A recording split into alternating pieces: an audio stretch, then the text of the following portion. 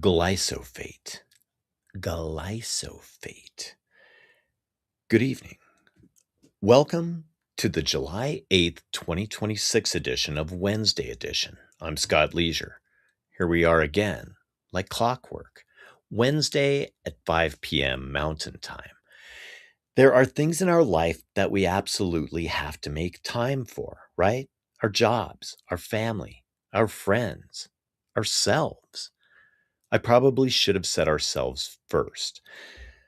Let's pause very early in this week's edition of everybody's favorite weekly podcast, Wednesday edition, to think of one thing this week that we did for ourselves. Maybe you bought yourself a present. Maybe you took a couple of hours and just read a book or created some art. Maybe you started a class. Or maybe you decided that July 2026 is the month you are getting a gym membership. Whatever that thing is, be proud of it. Hold it close to your heart and keep doing it.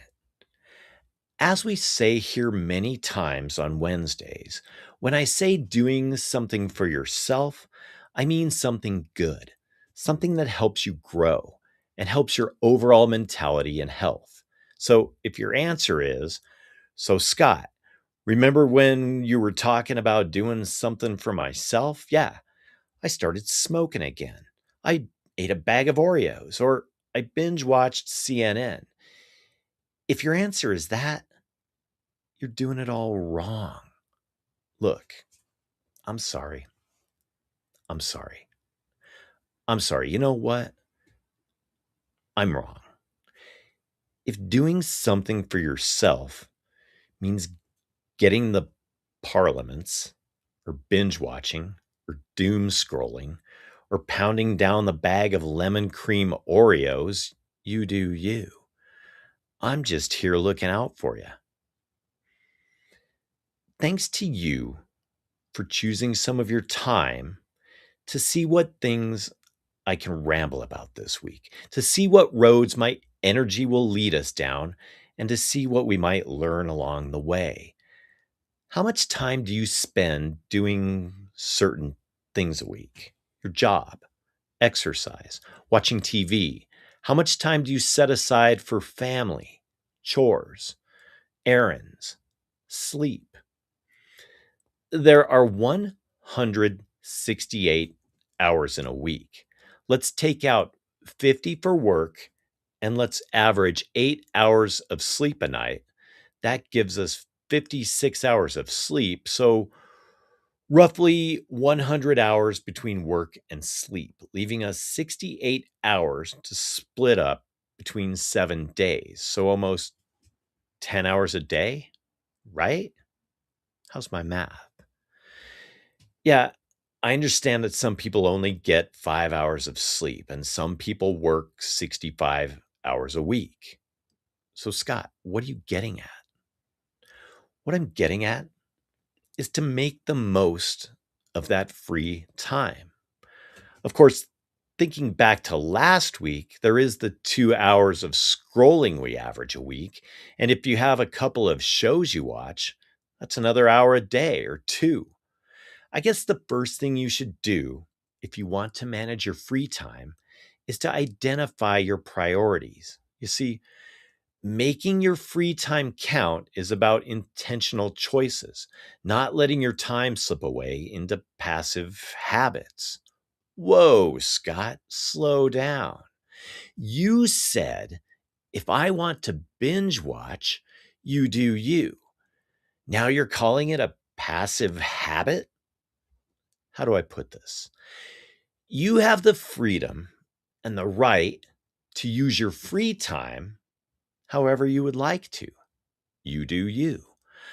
I personally feel that I should use my free time to practice things that benefit my sanity and the three aspects of my health: my physical health, my mental health, and my spiritual health. You do you. Maybe instead of passively zoning out with screen time because it feels easy, think of what you actually want to achieve in your free time and write those things down. Look at beneficial categories such as health, personal projects, relationships. Realistically, when the clock is punched, all the errands are run, the Insta is scrolled, and the kids are fed, we usually end up with around 5 hours a day of free time. I think that's fair. I'm just spitting numbers. We here at Wednesday Edition do not have enough time in the day to conduct scientific polling research. So, how can we maximize this free time so we can maximize using it to benefit us? Well, you could always reclaim your time by declining non essential tasks or low priority obligations that drain your limited energy. What did you just say, Scott? I said you can decline non essential tasks or low priority obligations that drain your limited energy. You can learn to say no. Prioritize yourself. Know how much of yourself you can make available for other people and who those people are. Don't go out setting aside a bunch of time for people that aren't even in your circle. Is all of the Wednesday edition community that is in listening range picking up what I'm laying down? You could always audit your free time and write down the stuff you do to see when, with your own eyes, where you can make up time. But you probably already know where you can make up time.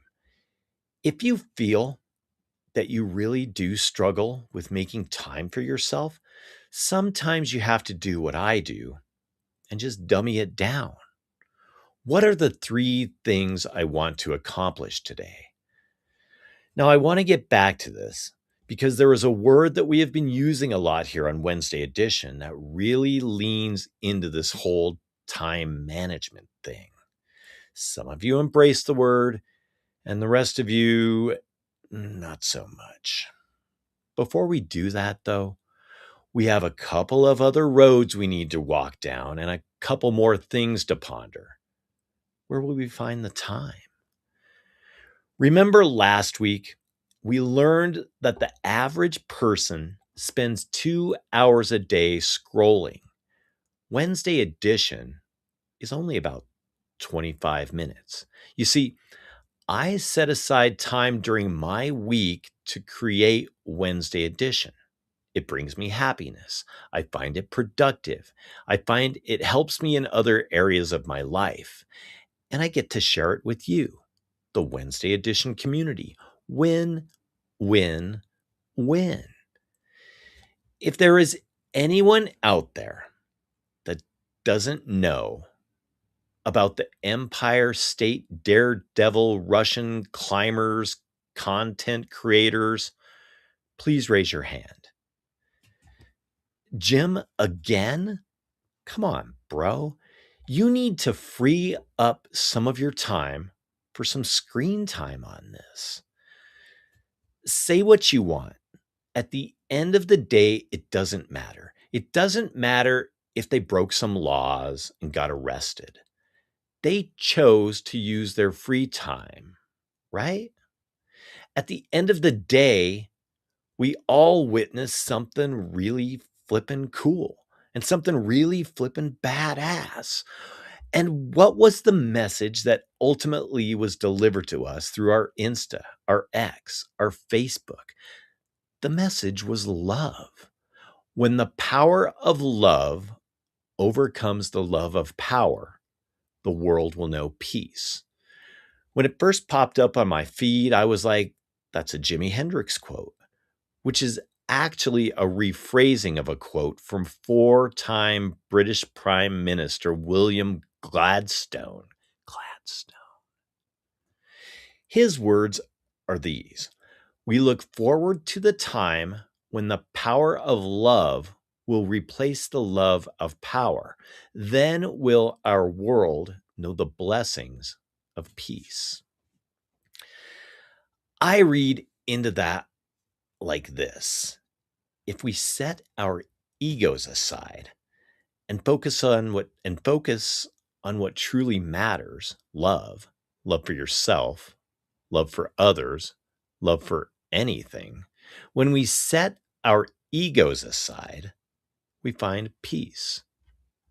Well, la di da, kumbaya, and amen.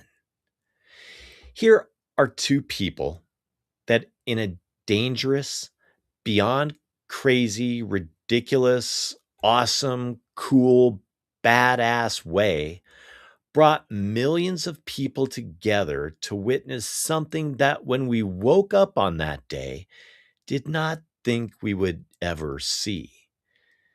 There are some stories out there that the couple are already married and the proposal wasn't real. Who cares?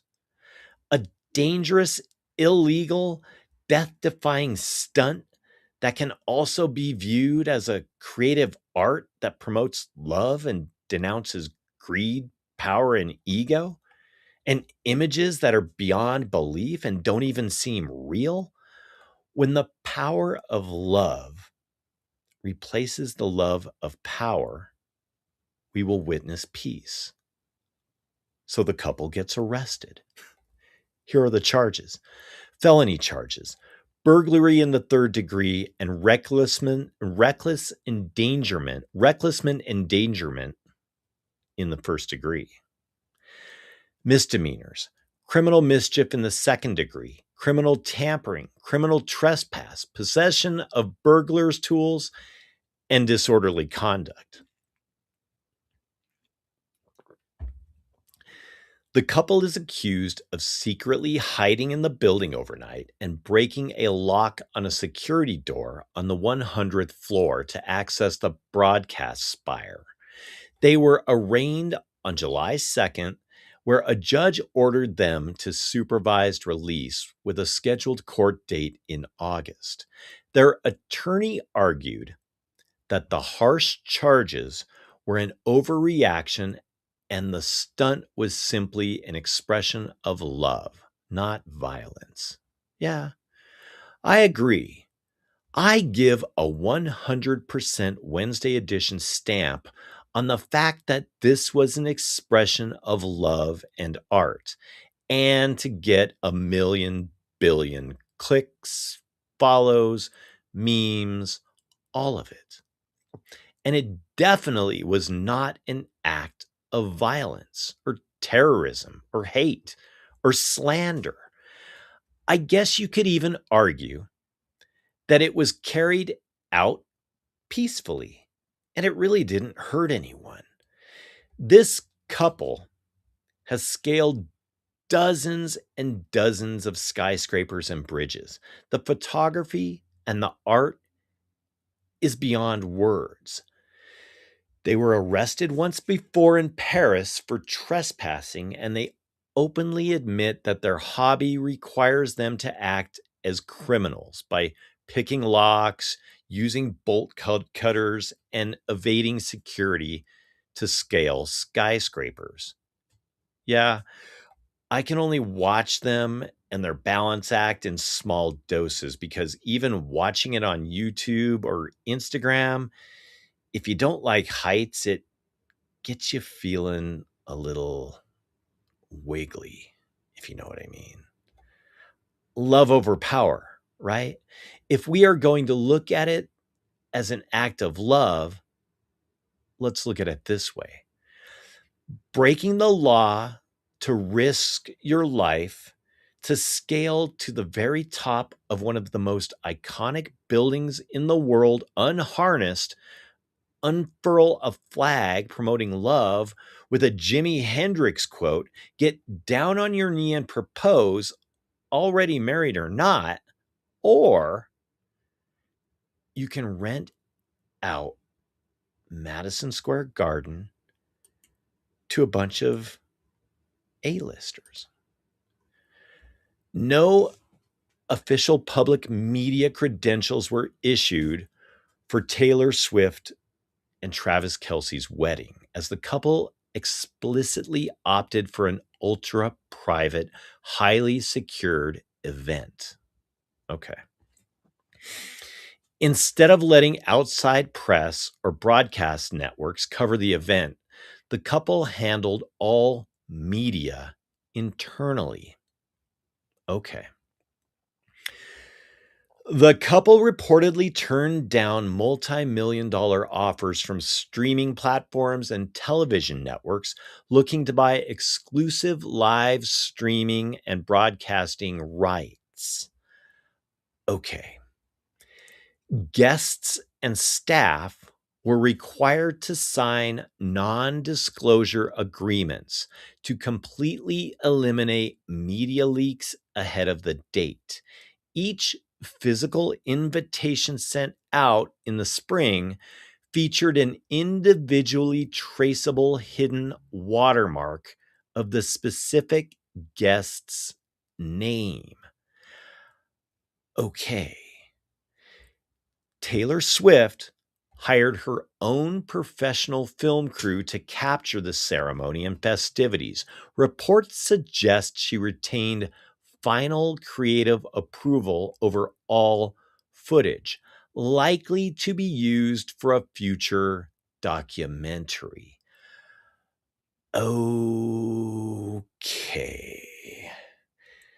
The venue also implemented extreme security, locking down streets surrounding the garden and enforcing strict no phone policies for the roughly 1,000 guests in attendance. Between 150 and 200 New York City police officers were assigned each day for the wedding celebrations and rehearsals of Taylor Swift and Travis Kelce. The large scale police deployment was stationed outside Madison Square Garden to manage crowds, close surrounding streets, and erect barricades. There was only about 40 cops that responded to the trapeze artists. If we are going to sit down and have a Wednesday edition comparison, I think the overwhelming majority of us would stand on the side of the Russian Circus Act. I'm not denouncing the love between Travis and Tay Tay. I'm not. So don't any of you Swifties out there get all bunched up. Last weekend, I demonstrated an act of love by using cash with a small business. Every week, people, every week. Cash Friday is in 2 days. Demonstrate your own act of love and stop by the ATM on Friday. Take out $20 and spend it over the weekend with a local small business or with an artist. Or go find a busker downtown and just give it to him. Busker.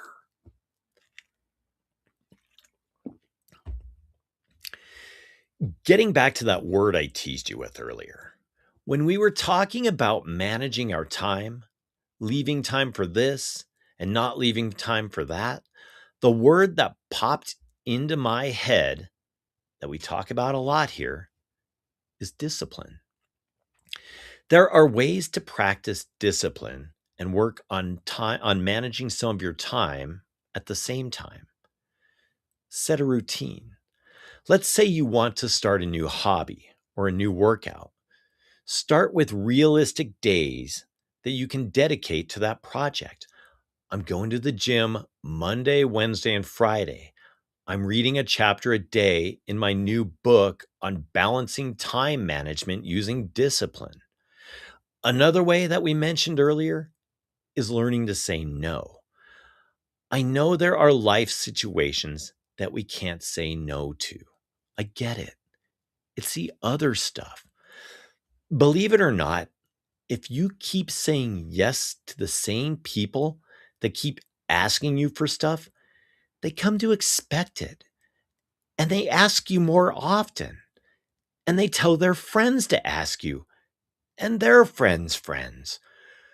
Probably the biggest thing that you can do, in my Wednesday edition opinion, is to learn and practice self control. When you feel the urge to procrastinate or to cheat, remind yourself of your goals and push through. It's tough at first, but the more you practice, the stronger your discipline becomes.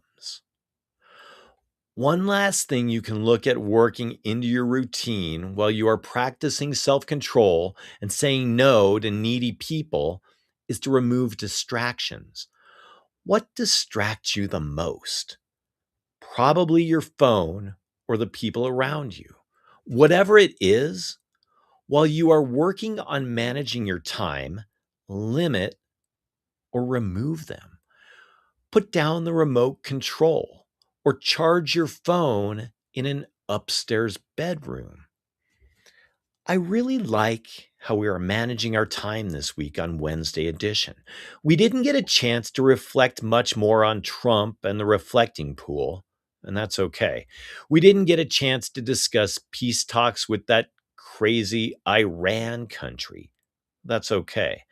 We didn't get a chance to discuss communists in America, maps of data centers and wildfires, earthquakes, retrograde, synthetic food dyes, additives, elections, or eating 66 hot dogs to win a hot dog contest on Independence Day while you're currently on probation. We didn't talk about any of that.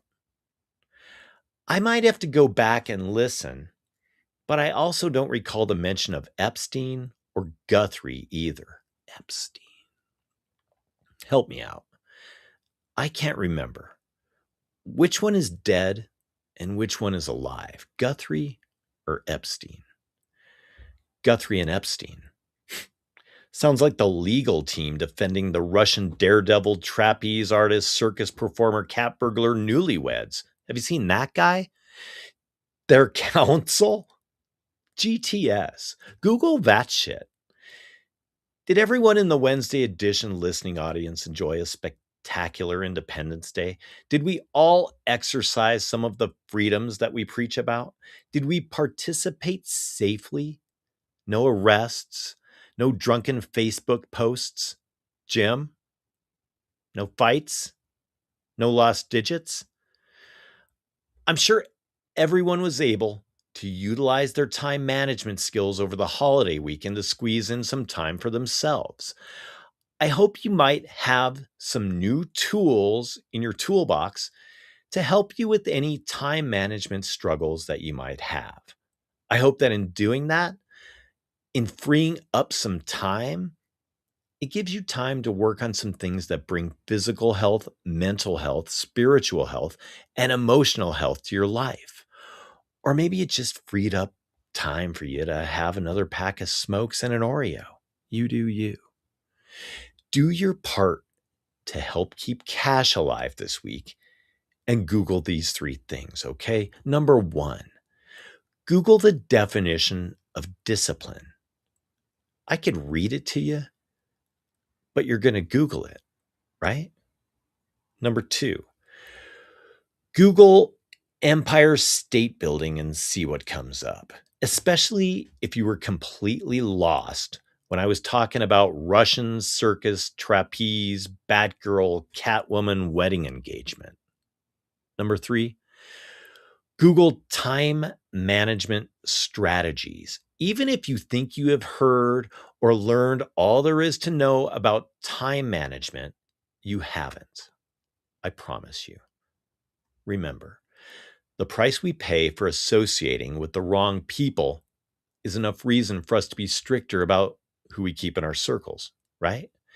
If your circle includes people that believe in love and spreading the word of love so much that they would commit at least 2 felonies, 4 or 5 misdemeanors, I don't know, maybe climb to the top mast of the flippin' Empire State Building unharnessed to get down on one knee to show the entire world a display of love. If those are the people in your circle, stay in that circle. It's a good circle to be in. The grand finale. The top 5 songs from July 8th, 1984. The number one movie at the box office on July 8th, 1984, Ghostbusters. And they ripped off Huey Lewis. The theme song from Ghostbusters is I Want a New Drug. You didn't know that? I thought everybody knew that. Jim, did you know that? You did? Yeah, everyone, even Jim. Here we go. Top 5 songs, July 8th, 1984. Number 5, Eyes Without a Face, Billy Idol. Eyes Without a Face is Billy Idol's best song. Hanging out by the state line, turning holy water into wine, drinking it down. Whoa! I'm on a bus on a psychedelic trip, reading murder books and trying to stay hip. Thinking of you, you're out there, so say your prayers, right? Say your prayers. Huge Wednesday edition thumbs up. 1 for 1. Number 4, The Reflex. Duran. Let's give Duran Squared a pass on The Reflex. 2 for 2. Number 3, Jump. The Pointer Sisters. Wasn't this Jump song out at the same time the Van Halen Jump song was out? I think it was. A lot of jumping in 1984. I'm feeling generous. Jump from the Pointer Sisters gets a pass.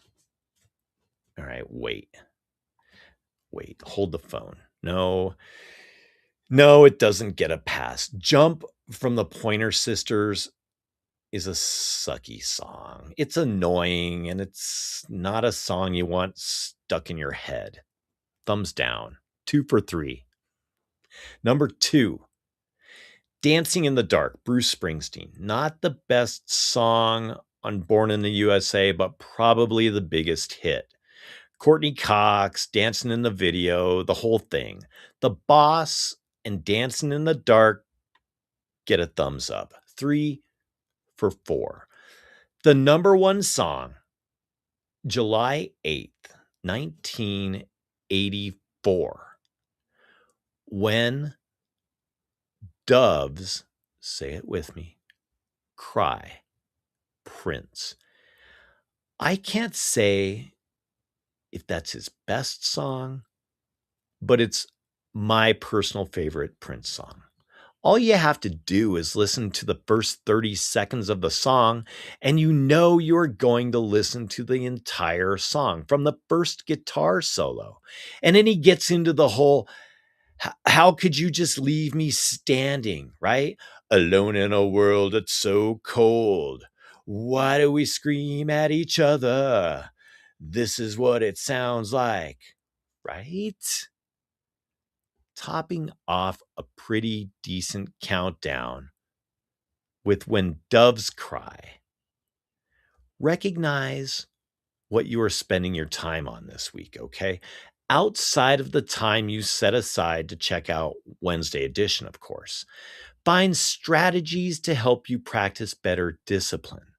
Learn when to say no, learn when to say yes, ignore distractions like Taylor Swift. Find some healthy rituals.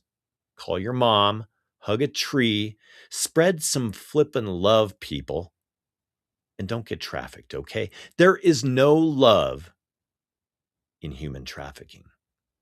Remember that all of the editions of Wednesday Edition are posted on the YouTube channel. Wednesday Edition, every Wednesday, 5 p.m., only on YouTube and scottleisure.com.